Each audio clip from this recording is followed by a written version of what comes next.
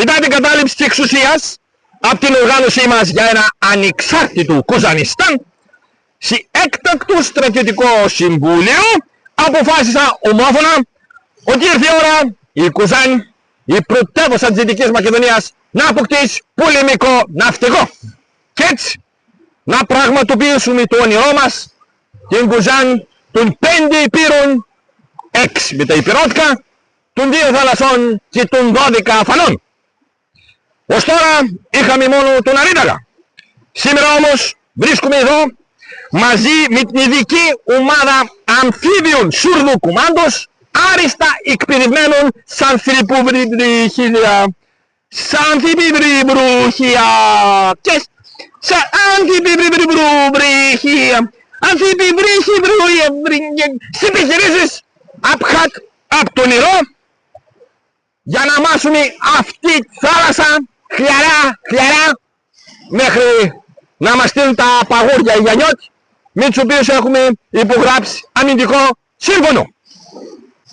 Αυτή τη στιγμή οι Σουρδοκουμάντος, όπως τις βλέπετε, ή μάλλον δεν τις βλέπετε γιατί είναι στον πάτο, ξεκίνησαν το μάζεμα απχάτ προς τα πάνω. Θα μαζέψουν όλη αυτή τη θάλασσα και θα την απλώσουμε στην οριακή γραμμή Φόφας Εμπόριο Άρδασα.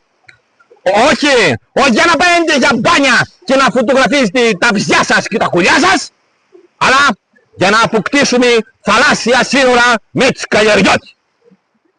Αμέσως μετά θα επεκτείνουμε τη θαλάσσια κυριαρχία μας μέχρι τα 12 ναυτικά μίλια, έτσι ώστε να τις αποτρέψουμε να μπουν στην κολοτρυπή, στην υφαλοκριτρία, στην υφαλοκριτρία, μακριά από τον κόλο μας και όπου καλέμε να σπαίνουν.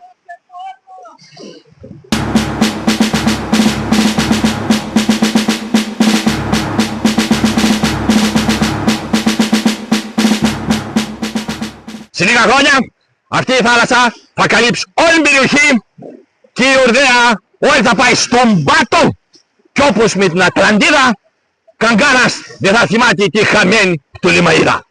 Επίσης επικηρύξαμε και αυξήσαμε κατακόρυφα την τιμή του αούτου κέφαλου, αυτού του επικίνδυνου είδους που ήρθε από μακριά και απειλεί τις θάλασσές μας. Όποιος πιάνει αούτου κέφαλου θα πληρώνεται από 50 ως 100 ευρώ ανάλογα του μέγεθους του κεφαλιού. Αρχηγός του στόλου μας ορίζεται ο αντινάβαρχος Χαρίς Μπιόντας Ζούκακας, άριστος γνώσης του υγρού στοιχείου, εκπαιδευμένος από μικρός στις μπάρες, λούτσες και σνιούλ του πηγάδι. Ο στόλος μας αποτελείται από ένα κανό, πολύ ικανό, 2 φουσκωτά φλαμίγκο, ένα θαλάσσιο ποδήλατο μιτσουλήθρα και 4 στόματα θαλάσσιες τζαμπίσια.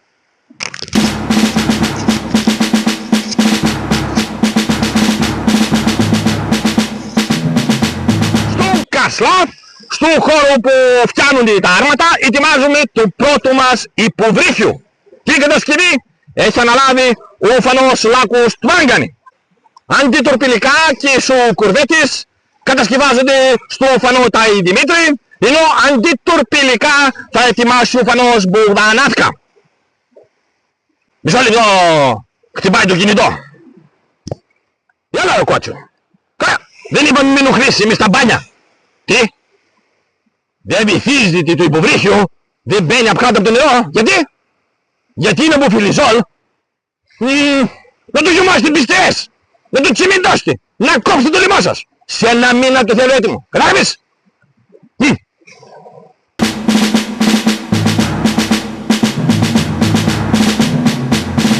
Ως Κοζανιώτη χαλεύουν να καταταγούν στο πολεμικό ναυτικό, η εκπαίδευση ξεκίνησε στο νέο κολυμβητήριο στο διάδρομο 6 σε αυτόν με τα πλακάκια. Και στέλνω αυτό το μήνυμα της Καλλιεργιώτη. Δεν θα ανοιχτούμε άλλες προκλήσεις. Από σήμερα η Κουζάν καθίστηται ναυτική δύναμη της Δυτικής Μακεδονίας. Οι μονάδες μας βρίσκονται σε πλήρη επιχειρησιακή ετοιμότητα και θα υπερασπιστούμε τις περιοχές μας από τον Πολύφυτο μέχρι το Λάκκο στον Κρόκο και από το αποχητευτικό της ΔΕΑΚ μέχρι την τελευταία λακκούβα που κρατάει νερό. Ήταν η Σουρδιστάν.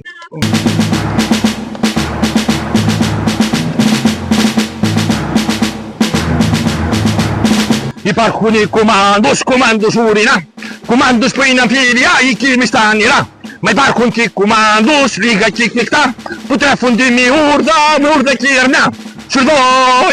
Σουρδόικ, σκάλια γιώτης άμα δεις, ούτε στιγμή μην τις λυπηθείς. Μας έκλεψαν τις αποκρές και τώρα θα τις εκδίσεις και δεις.